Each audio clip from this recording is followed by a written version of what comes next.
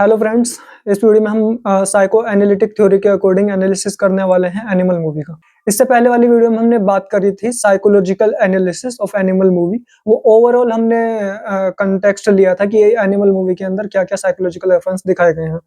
लेकिन इस मूवी के अंदर हम साइको एनालिटिक थ्योरी के जो पॉइंट्स हैं, जो उसके कंस्ट्रक्ट्स हैं, उनके अकॉर्डिंग हम मूवी को डिफाइन करेंगे, खास तौर से रणविजय की पर्सनैलिटी को। ठीक है? तो हमारा पहला पॉइंट है id, ego and super ego. अगर आपने psycho analytic theory, psycho analysis पढ़ा है, सिगमंड फ्रॉइड ने जो दी थी, तो आपको पता ही होगा बेसिक कि id, ego and super ego क्या है। इस मूवी के अंदर हम जैसा कि देख सकते हैं कि काफी ज्यादा एग्रेशन और रिवेंज को दिखाया गया है। तो रणविजय के जो एक्शंस हैं वो प्राइमरी उसके इड के द्वारा निर्देशित होते हैं, इड के द्वारा डायरेक्टेड होते हैं। और वो उसका इम्पल्सिव जो साइकी है, उसका जो रेज है, जो एग्रेशन है और बदले की जो प्यास है, वो सब इड के द्वारा निर्देशित की जा रही है, इड के द्वारा कंट्रोल हो रही है। वहीं हम देखते हैं कहीं न कहीं रणविजय अपने फादर का अप्रूवल गेन करने की कोशिश करता है और वो एक कंट्रोल एस्टेब्लिश करने की कोशिश करता है। तो ये चीज़ रेफर होती है ईगो को। ईगो साइकी का एक रैशनल पार्ट होता है जो इड एंड सुपर ईगो के बीच में मेडिएट करता है, उनके बीच में जो है एक बैलेंस बनाने की कोशिश करता है। वहीं अगर हम सुपर ईगो देखें तो रणविजय की पर्सनैलिटी में सुपर ईगो भी अंडर डेवलप्ड है, अभी वो डेवलप नहीं हुआ है। वहीं जहाँ पे उसे सोशल नॉर्म्स की और एथिकल बाउंड्रीज की कोई परवाह नहीं है। उसके दिल में आता है, वो जो आता है वो कर देता है। जैसे कि वही उसकी बहन को कोई छेड़ देता है तो वो गन लेके घुस जाता है कॉलेज के अंदर और बरसाने लगता है। तो उसे सोशल नॉर्म्स की कोई परवाह नहीं है। उसके जो एक्शंस है प्राइमरीली इड के द्वारा निर्देशित होते हैं। दोस्तों, अब बात करते हैं हमारे दूसरे पॉइंट की, ओडिपल कॉम्प्लेक्स एंड इलेक्ट्रा कॉम्प्लेक्स। अगर आपने थ्योरी पढ़ी है तो आपको पता ही होगा ओडिपल कॉम्प्लेक्स और इलेक्ट्रा कॉम्प्लेक्स क्या है, लेकिन फिर भी मैं बता देता हूँ कि ये क्या होते हैं। ओडिपल कॉम्प्लेक्स को ट्रेडिशनली इस तरह से डिस्क्राइब किया जाता है कि बॉय का ना, बच्चे का अट्रैक्शन होता है अपनी मदर के लिए और फादर को वो एक रिवलरी के रूप में देखता है। और इसी के विपरीत, इसी के उल्टा जो इलेक्ट्रा कॉम्प्लेक्स है वो गर्ल्स का अट्रैक्शन होता है अपने फादर के लिए और वो अपनी मदर्स को एक रिवलरी के रूप में देखते हैं। तो इस फिल्म में हमें कहाँ देखने के लिए मिलता है Oedipus complex and Electra complex?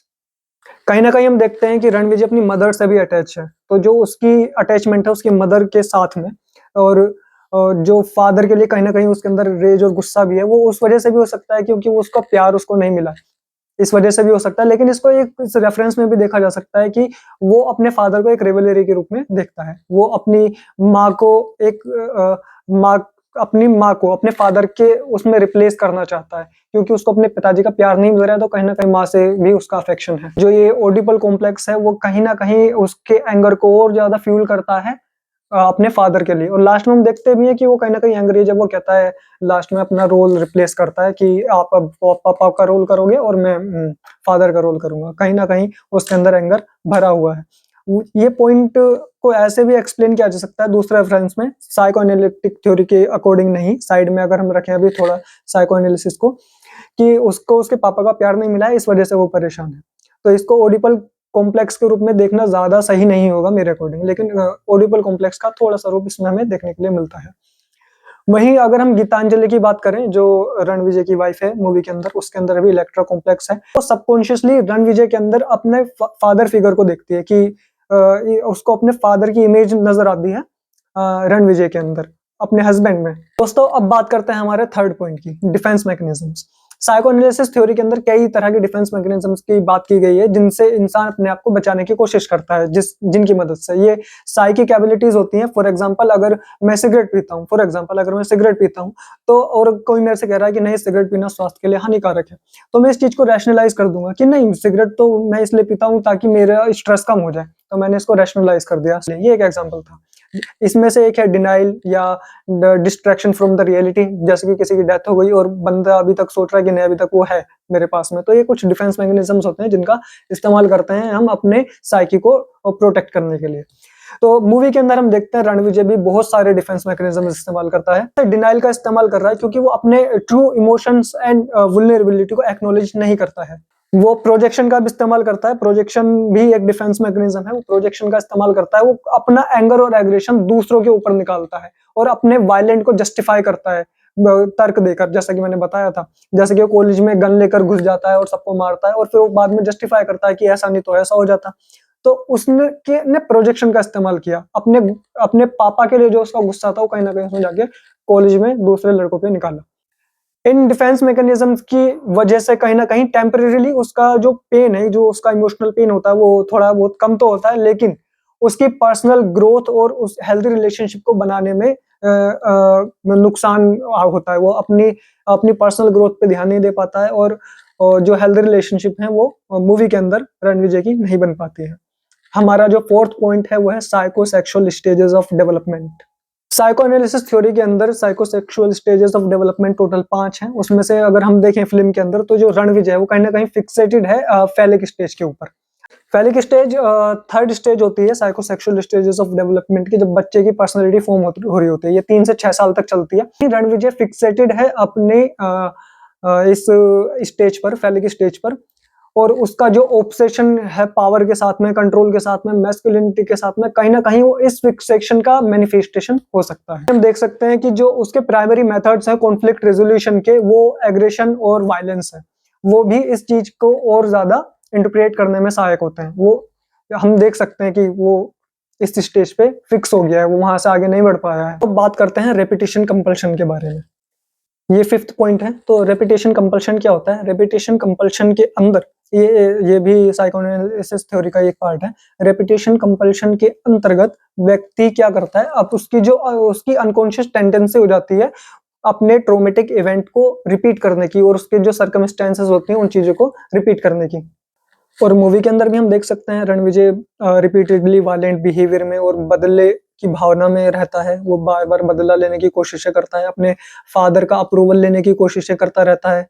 जो साइकिल है वायलेंस का, ये कहीं न कहीं रेपिटेशन कंपल्शन को दिखाता है। जहाँ पे वो अपने अनकॉन्शियसली अपने पास्ट ट्रॉमास के साथ में रिकनेक्ट होता है और हर बार एक डिफरेंट आउटकम अचीव करने की कोशिश करता है कि शायद इस बार मुझको मेरे पापा का प्यार मिल जाए। इससे इंडिकेट होता है कहीं न कहीं कि वो अपनी लाइफ में एक हेल्थियर कोपिंग मैकेनिज़्म्स को डेवलप नहीं कर पाया है और उससे उसकी पास्ट लाइफ के ट्रॉमा का भी पता चलता है। अब बात करते हैं हम ट्रांसफरेंस एंड काउंटर ट्रांसफरेंस की। ये 6th पॉइंट है। इस फ़िल्म के अंदर थीम्स एक्सप्लोर की गई हैं ट्रांसफरेंस एंड काउंटर ट्रांसफरेंस से रिलेटेड।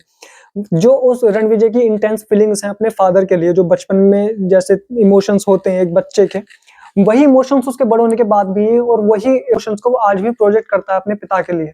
तो कहीं न कहीं हमें इसके अंदर ट्रांसफरेंस भी देखने के लिए मिलता है। वह अपने चाइल्डहुड इमोशंस को ट्रांसफरेंस कर रहा है अपने फादर फिगर पर।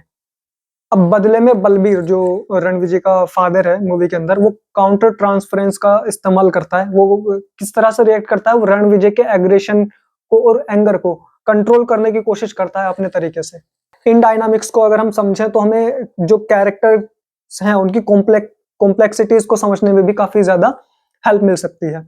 हमारा 7th पॉइंट है collective psyche and social issues.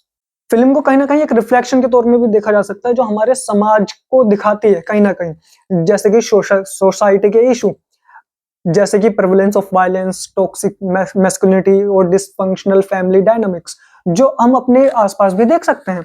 हमारी भी फैमिली या आपकी भी फैमिली या हमारे जिन लोगों को हम जानते हैं उनमें भी फैमिली इतनी अच्छे तरीके से फंक्शन नहीं करती है। फैमिली में डिसफंक्शनलिटी होती है जिसके आउटकम्स हमें इस मूवी में दिखाए गए हैं कि क्या हो सकते हैं। फिल्म कहीं ना कहीं हमारे सोसाइटी में मौजूद एंग्जाइटी और कॉन्फ्लिक्ट्स को रिप्रेजेंट करती है।